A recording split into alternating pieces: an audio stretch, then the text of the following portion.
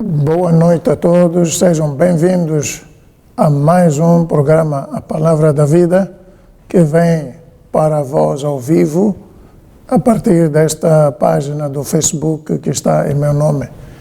E eu saúdo em primeiro lugar a todos em nome do Senhor e Salvador Jesus Cristo. E já sabem, né? Eu vou pedir para compartilhar o vídeo, podem compartilhar com quem quiserem, porque este é o programa A Palavra da Vida, em que nós compartilhamos a Palavra de Deus e vemos também os aspectos práticos, ou seja, como pô-la em prática nos diversos assuntos que dizem respeito à nossa vida. Então, é proveitoso para todos, não só necessariamente para os crentes, mas para qualquer pessoa que vive aqui na face da terra. Então, mais uma vez, sejam bem-vindos a este programa. Vamos continuar com o nosso tema, que é o plano do diabo para a destruição do cristianismo, e hoje vamos ver um ponto interessante, que é a destruição da estrutura tradicional da família cristã. Portanto, é um dos pontos deste plano diabólico para a destruição do cristianismo.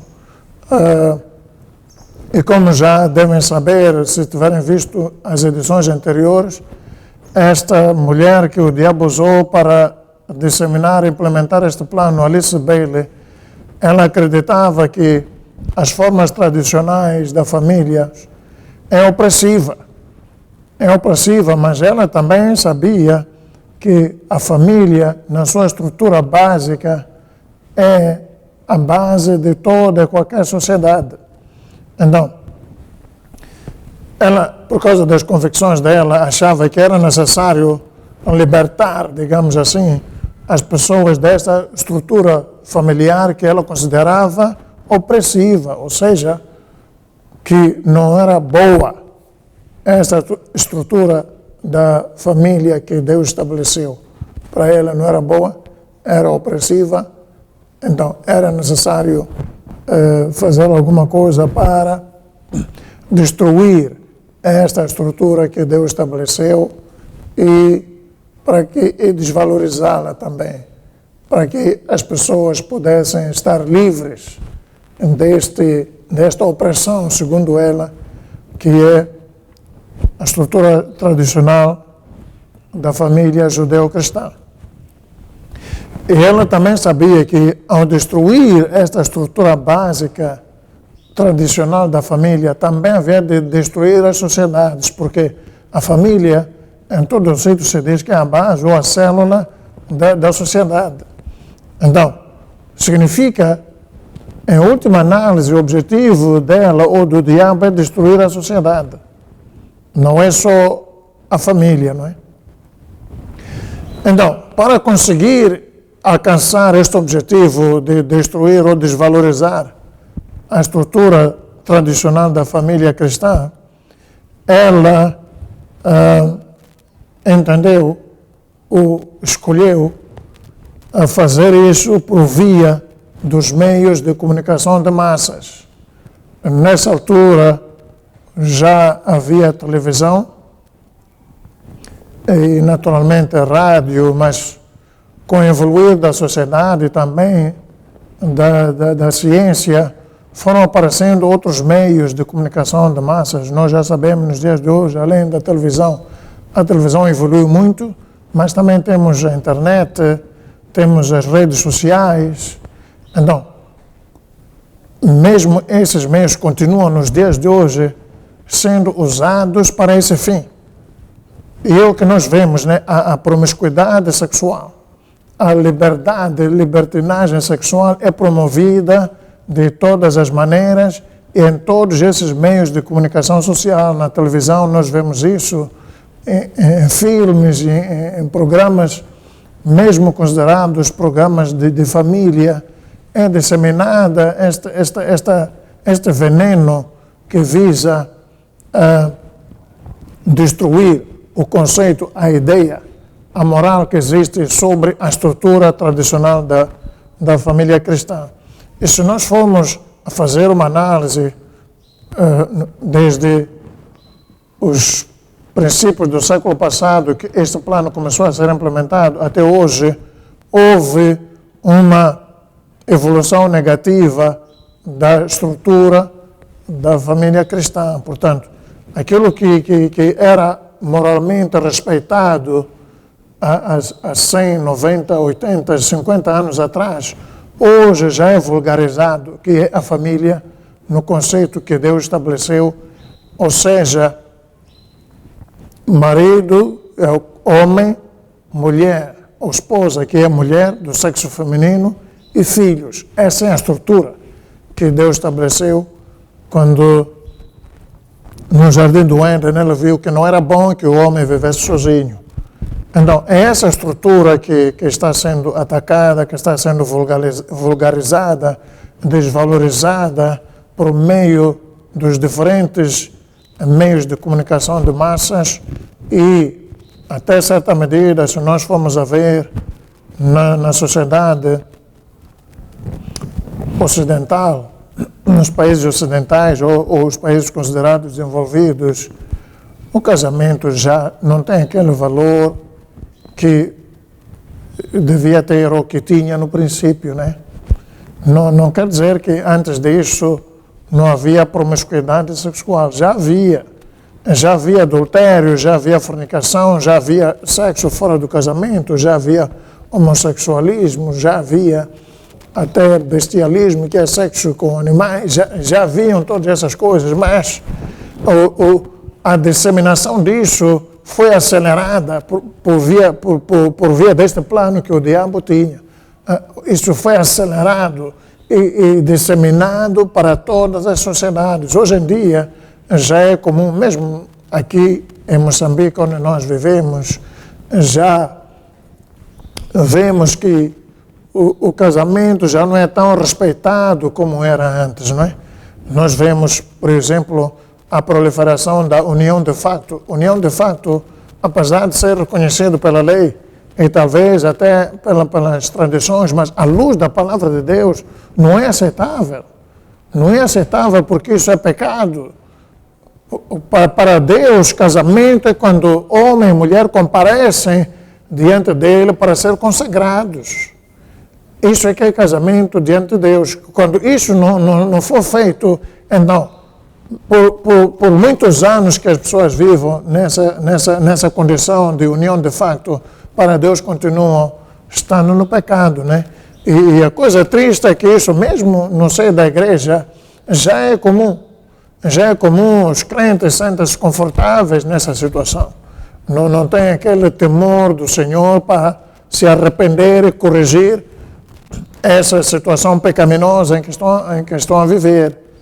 Então, mas isso não significa que a vontade de Deus, o fato de estar a proliferar essa situação de união de facto, não significa que é a vontade de Deus, não é, e nunca foi. Então, se alguém, principalmente se alguém crente, cristão está nessa situação, deve se arrepender imediatamente e procurar corrigir essa situação contraindo matrimônio. Contraindo matrimônio, casa. Amém? É o que a palavra recomenda, não é? É melhor casar do que ser abrasado por causa do pecado, é o que diz o apóstolo Paulo. Então, nós vemos situações dessas e outras, né? Adultério, quando pessoas casadas, ou homem e mulher casados, é normal quando não tem, um relacionamento extraconjugal, é considerado uma pessoa fora do normal. Hoje em dia, mesmo aqui em Moçambique, nós sabemos disso. É uma situação anormal. É um caso curioso. Porque o relacionamento extraconjugal tornou-se norma. Porque o objetivo principal desse plano do diabo é considerar o errado certo e o certo errado. E é o que se vê nos dias de hoje. Quando alguém é fiel ao seu cônjuge, marido, mulher, quando é fiel, então é considerado um caso normal. As pessoas dizem logo, deve haver um problema qualquer, a pessoa tem um problema qualquer, não é normal. Mas, efetivamente, o que está a acontecer é que já a estrutura tradicional do casamento já foi corrompida e já foi distorcida e a moral sobre o casamento também já está corrompida, já não há aquele respeito, já não há aquele temor, já não há aquela reverência pelo casamento. Então, tudo é possível, mesmo para quem é casado, está livre, entre aspas, né, de ter relacionamentos extraconjugais. E consideram isso normal, mas não é normal, está errado, não é correto, à luz da palavra de Deus é pecado. Então, também se alguém está nessa situação, principalmente se é crente, porque infelizmente também temos crentes, é desastroso, né? Temos muitos crentes que ainda vivem nessa situação, né? Então, é importante, é necessário, se ama a Deus, se teme a Deus, deve se arrepender e parar de fazer isso, né? Parar de ter relacionamentos extraconjugais. O sexo foi consagrado para o casamento, para o leito matrimonial, exclusivamente. E Deus é que fez isso. Então, quando nós somos casados, temos que respeitar isso. Quando não somos também. O sexo foi feito para o casamento, não fora do casamento.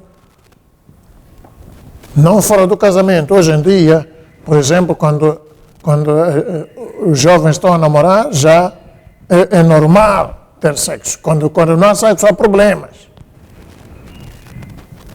Há problemas. Mas não é correto, né? Não é correto. O sexo foi consagrado para o casamento. Então, quem de fato sabe que chegou a altura de entrar nessa vida, significa que já tem maturidade para se casar. Casas. Amém? Não estamos a falar de apresentação a outros que quando já se apresentaram, já se consideram marido e mulher. Só porque estão apresentados, já dizem meu esposo ou minha esposa. Não, esposo e esposa é para quem já está casado. Já está casado, já compareceu diante do pastor e celebrou o casamento e Deus abençoou. Já pode dizer minha esposa e meu esposo. Na Bíblia não há essa consideração para quem não está casado. Marido é aquele que casou-se com uma mulher. Amém? Então, nós temos que conduzirmos-nos de acordo com aquilo que a palavra de Deus diz, mas vamos compartilhar a palavra de Deus, né? Vamos compartilhar a palavra de Deus sobre este assunto do casamento, a estrutura do casamento e a vida conjugal. Em Marcos 10, versículos 7 e 8, Jesus Cristo diz o seguinte: por isso deixará o homem a seu pai e a sua mãe e unir-se-á à sua mulher, e serão os dois uma só carne, e assim já não são dois, mas uma só carne. Então, quando diz, deixará homem, pai e mãe, e unir-se-á à sua mulher, e serão dois uma só carne. Significa que o homem sai e junta-se à sua mulher, apresenta-se diante de Deus. Quem faz dos dois uma só carne é Deus. É por isso que diz, não separe o homem o que Deus uniu. Quem faz essa união para que os dois passem a ser uma só carne e sela e abençoa é Deus. É por isso que é necessário comparecer diante do altar e ser abençoado, celebrado esse enlace matrimonial, para que seja conhecido aqui na terra e seja conhecido e registrado também no céu. Quando isso não é feito, estamos na presença de pecado. Então, a estrutura tradicional da família é essa, né? Deixa o homem a seu pai e a sua mãe, ou seja, sai da casa do papai e da mamãe e junta-se a sua mulher e os dois são uma só carne na sua casa. Constroem, começam a sua família na sua casa, no seu lar.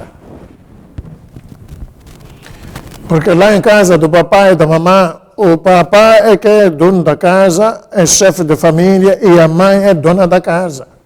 Então não há espaço para outro chefe de família e não há espaço para outra dona de casa. Tem que ir para a vossa casa e começar a vossa família lá. Primeira carta aos Coríntios, capítulo 11, versículo 3, a Bíblia diz o seguinte: mas quero que saibais que Cristo é a cabeça de todo varão, e o varão a cabeça da mulher, e Deus a cabeça de Cristo. Ou seja, Deus também estabeleceu a estrutura de funcionamento da família. Diz que Cristo é a cabeça do varão, ou seja, do marido. E o marido a cabeça da mulher. E Deus a cabeça de Cristo. Pondo tudo em ordem. Primeiro é Deus, depois Cristo, depois o marido, depois a mulher e os filhos vêm a seguir. Então, esta é a estrutura que Deus estabeleceu para o funcionamento da família. Eu quero ressalvar aqui alguns aspectos. É a estrutura que Deus determinou, porque toda a instituição funciona com base numa certa organização. Uma instituição que não tem organização, não tem hierarquia, não tem organização hierárquica, está desorganizada, as coisas correm de qualquer maneira, cada um faz o que entende e não há quem impõe ordem. Não há quem é cabeça para conduzir. Mas Deus não quer que a família seja desorganizada e confusa, quer que a família esteja e viva em ordem para haver harmonia e também bênção, e prosperidade e bem-estar. Então, estabeleceu esta família. Não significa que o homem ou o marido é mais importante que a mulher. Não é isso. Não é isso. Porque diante de Deus, não há quem vale mais que o outro. Não há quem é mais importante que o outro. Não há quem é indispensável. E também não há quem é dispensável.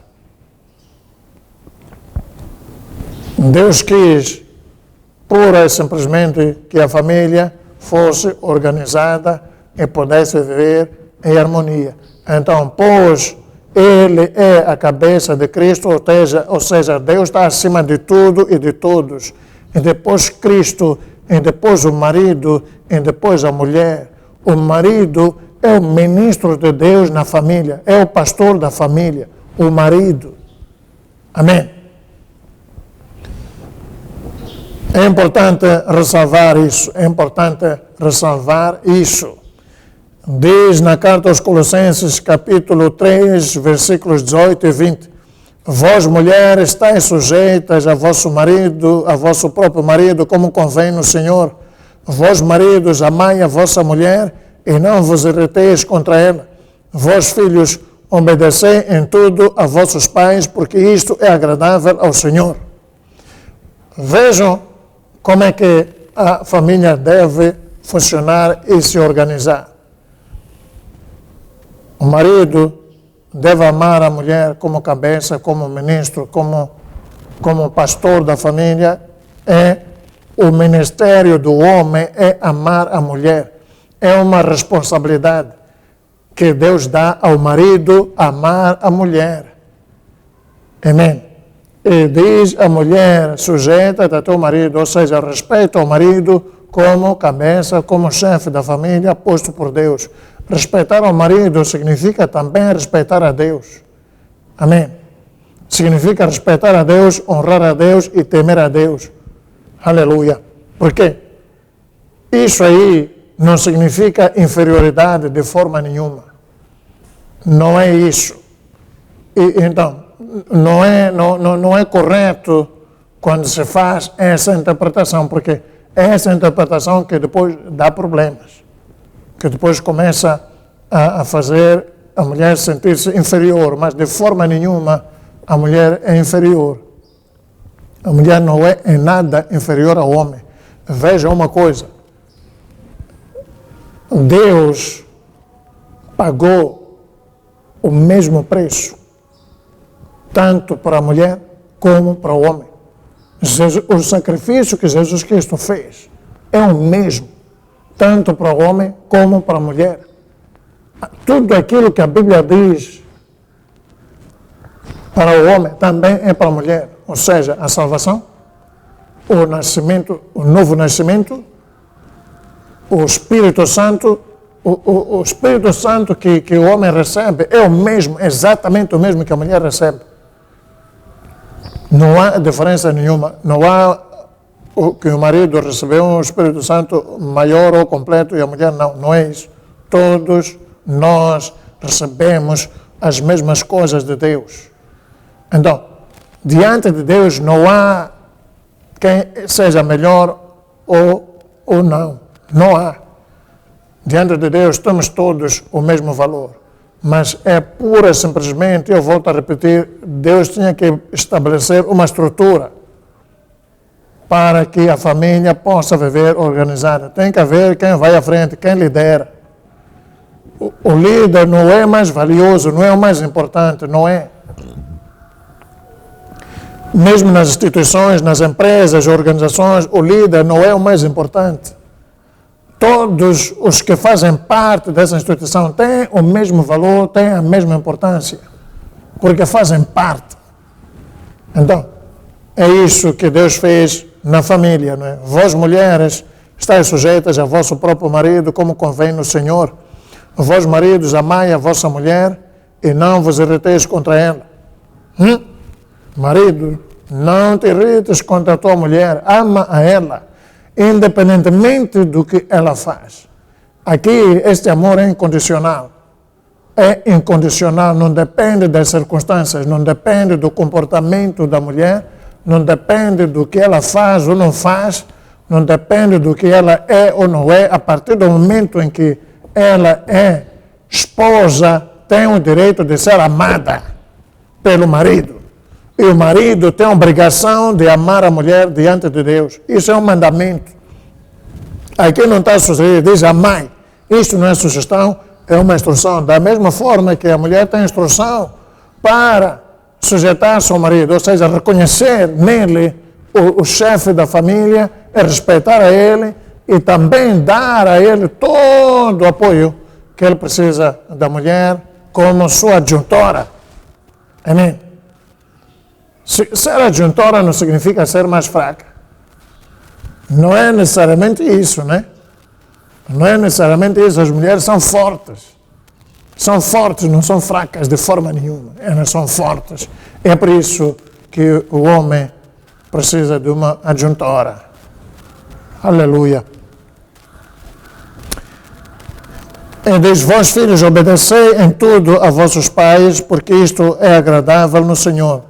Estão a ver, quando se trata de obediência, para ver que Deus não diferencia entre pai e mãe, os filhos devem obedecer igualmente, da mesma forma, obedecer aos pais, ao pai e à mãe.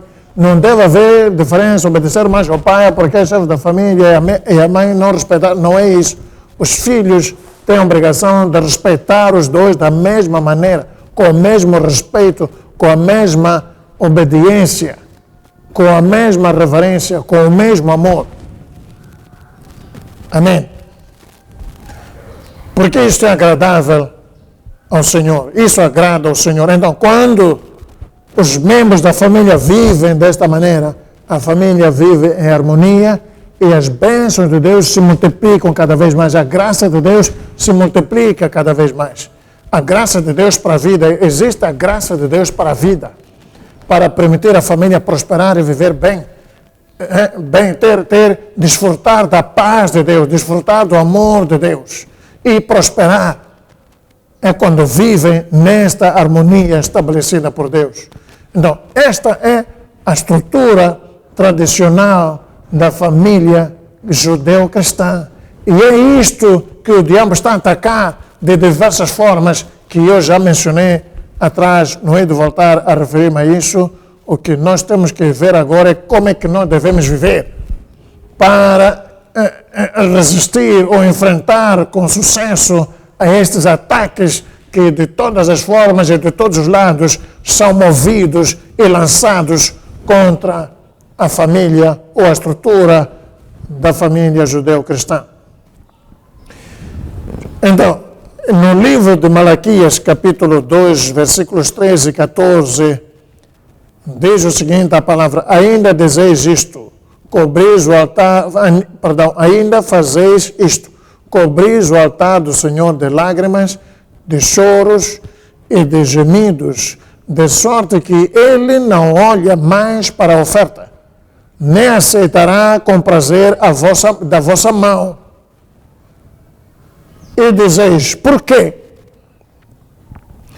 Porque o Senhor foi testemunha entre ti e a mulher da tua mocidade, com a qual tu foste desleal, sendo ela tua companheira e a mulher do teu concerto. Ou seja, a Bíblia está aqui a relatar um episódio em que os homens se esforçavam para agradar a Deus com choros, lágrimas, gemidos e com ofertas. E a palavra diz que o Senhor nem sequer olha para a oferta e nem aceita essas ofertas da mão desses homens. E eles se questionavam, mas por quê? E Deus disse, olha, eu sou testemunha da tua infidelidade para com a tua companheira, a tua esposa, que é a mulher do teu concerto. Então, vamos perceber uma coisa. Por que é necessário comparecer diante do altar e declarar diante de Deus que eu recebo essa como minha mulher e eu recebo esse como meu marido? Porque aí firma-se um acordo e Deus é testemunha desse acordo e sela esse acordo. E uma coisa que é importante no caráter de uma pessoa, homem ou mulher, filho de Deus, deve ser o compromisso, a responsabilidade de aceitar e assumir o compromisso que é firmado com outra pessoa por via de um acordo. Deus é um Deus de pactos, é um Deus de acordos. E Ele é fiel. Quando alguém não é fiel, mesmo entre pessoas, quando não há fidelidade, Deus também penaliza isso. Para Deus é pecado não ser fiel, não honrar um compromisso. O casamento é um compromisso, é um acordo que tanto o marido como a mulher têm a obrigação de cumprir até o fim. Então, quando alguém, um deles, não cumpre esse compromisso, ou falha, ou se desvia, não assume a responsabilidade de primar a sua vida em honrar este compromisso, então, diante de Deus está em falta. E é o que estava a acontecer aqui. Por isso diz, foste desleal, sendo ela tua companheira e a mulher do teu concerto, ou seja, a mulher com quem tu te comprometeste. Aleluia. Então, quando se há alguém de fato que tem essa conduta de não ser leal, não ser, mesmo não ser fiel, mesmo que o cônjuge não saiba, mesmo que nenhuma outra pessoa saiba, porque há uns que fazem as escondidas. Perceba uma coisa, Deus está a ver. E isso é que é importante. O importante é diante de Deus, não é diante das pessoas. Por quê? Nós devemos de ver mais adiante, né? Devemos de ver por quê. Deus vê e sabe todas as coisas. Ninguém se pode esconder de Deus. E quem diz para ser fiel é Deus. É claro, nós também é isso que desejamos, né? Que o nosso cônjuge seja fiel, mas, efetivamente, quem disse isso, quem determinou isso, quem deu esse mandamento foi Deus, né? Então, nós temos que saber honrar a Deus naquilo que Ele nos manda fazer. Hebreus capítulo 13, versículo 4, diz, venerado seja entre todos o matrimônio e o leito sem mácula. Porém, aos que se dão à prostituição e aos adúlteros, Deus os julgará. Estão a ver? Venerar significa respeitar e honrar tanto o casamento como o leito matrimonial. Honrar ou respeitar o casamento é respeitar o casamento, dar a devida honra a este enlace, a este acordo e valorizá-lo o máximo e o melhor possível de acordo com aquilo que a palavra de Deus nos ensina. E não admitir possibilidade de violar este acordo, ou ferir este acordo, ou não cumprir alguma das partes deste acordo, principalmente o compromisso de estar exclusivamente dedicado ao seu cônjuge. A Bíblia diz uma coisa interessante: o marido não tem domínio sobre o seu próprio corpo, mas a mulher é que tem. E também, da mesma forma, a mulher não tem domínio sobre o seu próprio corpo, mas o marido é que tem. Ou seja, o marido não tem o direito de fazer com o corpo aquilo que a mulher não sabe ou não autorizou. Se alguma coisa quer fazer com o corpo, peça autorização à mulher. E se é a mulher que quer, peça autorização ao marido. Se ele autorizar, ok. Pode fazer, mas fica a saber, Deus não autoriza, porque para Deus é pecado. Então, seja respeitado e honrado o casamento e também o leito matrimonial. O leito matrimonial, respeitar e honrar o leito matrimonial é ser fiel, ou seja, não ter relacionamento extraconjugal. Diz o seguinte: porém, aos que se dão à prostituição e aos adultérios, Deus os julgará. Estão a ver? Então, mesmo que ninguém saiba desse relacionamento, Deus vai saber. E Deus é que julga. Não são as pessoas, não é o marido nem a mulher que vai julgar. Deus é que vai julgar. E Deus julga sempre de acordo com a sua palavra. Então, é preciso ter cuidado, né? Na primeira carta aos Coríntios, capítulo 6, versículos 9 e 10, diz o seguinte: ou não sabeis que os injustos não herdarão o reino de Deus? Diz, não vos enganeis. Porque é quem anda enganado, né? Não vos enganeis. Nem os impuros, nem os idólatras, nem os adúlteros, nem os efeminados, nem os sodomitas, nem ladrões, nem avarentos, nem bêbados, nem maldizentes, nem roubadores herdarão o reino de Deus. Ou seja, não hão de ser salvos. Não hão de ser salvos. Quando Jesus voltar, mesmo que alguém diga, eu sou crente, não há de ser arrebatado pelo Senhor Jesus Cristo, porque não estará em condições. Amém? Não pode herdar o reino de Deus. Quando fala dos impuros, são os que praticam imoralidade sexual. Toda forma de sexo fora do casamento. A pessoa ainda não casou, mas está a fazer sexo normalmente, como um estilo de vida. É impuro, isso é impureza diante de Deus. É impureza, porque a pessoa está a sujar-se, está a corromper ou a manchar a sua pureza. Não fica impuro diante de Deus. Mesmo que as pessoas aplaudam, porque em condições normais isso é aplaudido e é bem-vindo em muitas sociedades. É por isso que ele diz, não vos enganeis. Não vos enganeis, porque os homens aplaudem essas coisas. Para a sociedade, a maior parte das sociedades, é normal fazer isso. De tal maneira que quando a pessoa não faz isso, não pratica sexo antes do casamento, porque a menina quer se casar virgem e o homem também, é considerado anormal. Mas a Bíblia diz, não te enganes. Nem os impuros, nem os adúlteros. Os adúlteros são aqueles que são casados, mas têm relacionamentos extraconjugais. São adúlteros. Efeminados e sodomitas são os homossexuais. Diz que nenhum desses herdará o reino de Deus. Porque quem decide isso é Deus, e Deus já decidiu. Então, nós, se de fato quisermos agradar a Deus e herdar o reino de Deus e sermos salvos e viver a eternidade, o resto da eternidade com Deus, com nosso Senhor Jesus Cristo, então temos que fazer a vontade de Deus. Se escolhermos viver de outra maneira, contrária àquilo que a Bíblia diz que deve ser, então também temos que aceitar as consequências disso quando chegar a hora, não é? Cada escolha que a pessoa faz tem as suas consequências. Cada coisa que a pessoa faz tem o seu fruto. Então, a pessoa quando faz uma escolha, também faz a escolha a saber qual vai ser o resultado disso. E não se engane pensar que quando chegar a hora, pronto, Deus vai abrir exceções, não sei o quê. A palavra de Deus não coloca exceção nenhuma. Amém?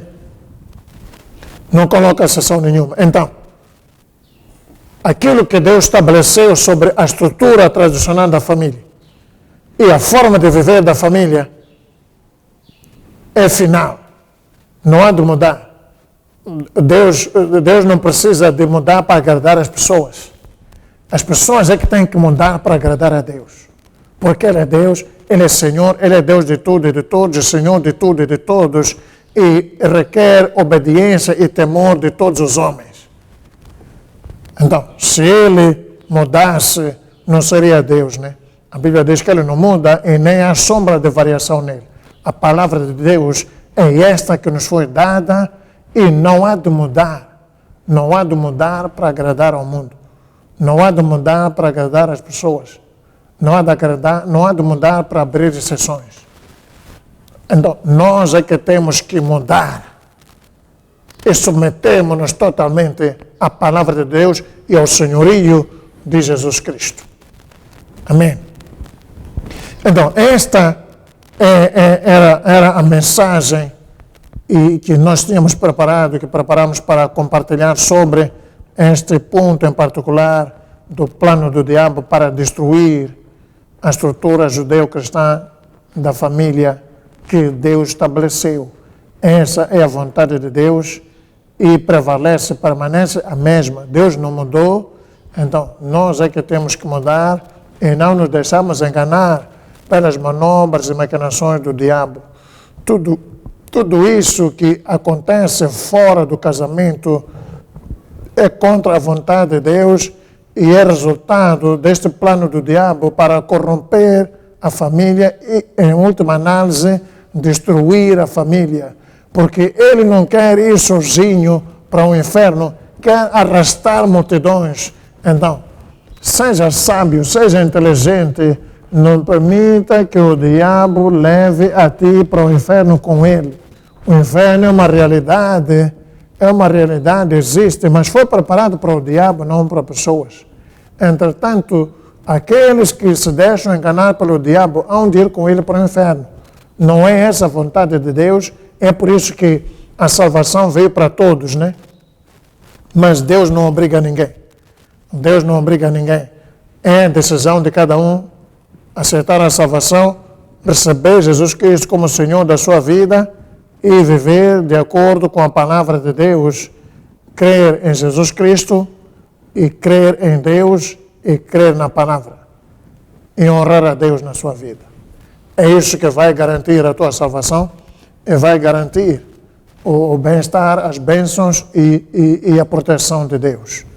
Então, a minha oração é que, de fato, esta palavra seja recebida e produza fruto na vida de todos aqueles que a recebem, casados, solteiros, filhos, pais, para que seja uma luz para orientar a cada um na sua caminhada. E todos nós procurarmos viver de acordo com a palavra de Deus. Deus abençoe cada um e conceda a graça para perseverar na palavra e glorificar a Deus na sua vida. Amém. Até a próxima.